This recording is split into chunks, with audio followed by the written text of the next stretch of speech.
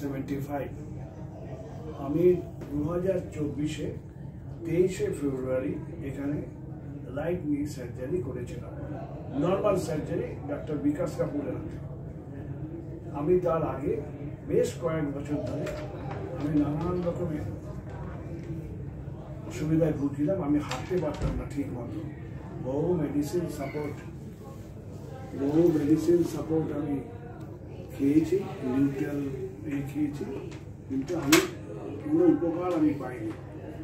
তারপরে আমার মনে হচ্ছে সার্জারি, তখন আমি ডাক্তার কাপুর সাহেবের নাম শুনে এখানে সরাসরি চলে আসি। এক্স-রে করার পরে উনি সাজেস্ট করলেন আদার দেন অপারেশন কোনো রাস্তা নেই। 23শে ফেব্রুয়ারি 2024 নর্মাল সার্জারি করেছিলাম। আমি মাস 3-এর মধ্যে খুব রিলিফ পেয়ে যাই। একটু ব্যথা জ্বালা যন্ত্রণা ছিল, তবে আমি খুব ভালো রেসপন্স পেয়েছিলাম, কারণ আমি হাঁটাহাঁটিটা করতে পারছিলাম 1.5 মাসের মাথায়।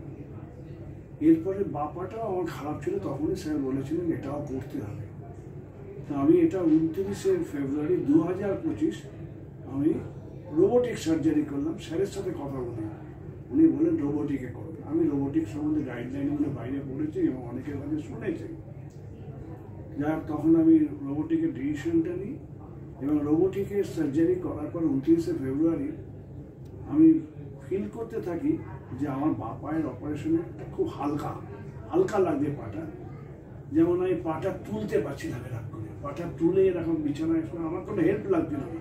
যে ওয়াকারের হেল্পটাও আমি 2 দিন বা 3 দিন ম্যাক্সিমাম লেগেছে, ওয়াকারের হেল্পও আমার লাগেনি। আমি বা পা ফেলে বা পা আগে ডান পা করে, বা পা আগে ডান পা করে, যেটা আগে ক্ষেত্রে হয়েছিল ডান পা আগে বা পা করে আমি হাঁটতে পারলাম। ইভেন আমি 7 দিন পরেই আমি দোতলায় থাকি, উইদাউট লিফট আমি সিঁড়ি দিয়ে নেমে গেলাম, বা পা আগে ডান পা। এখন তো নর্মালি হাঁটাহাঁটি করছি, কোনো জ্বালা যন্ত্রণা নেই এবং আমার ব্যথার ওষুধটাও খুব কম খেতে হয়েছে।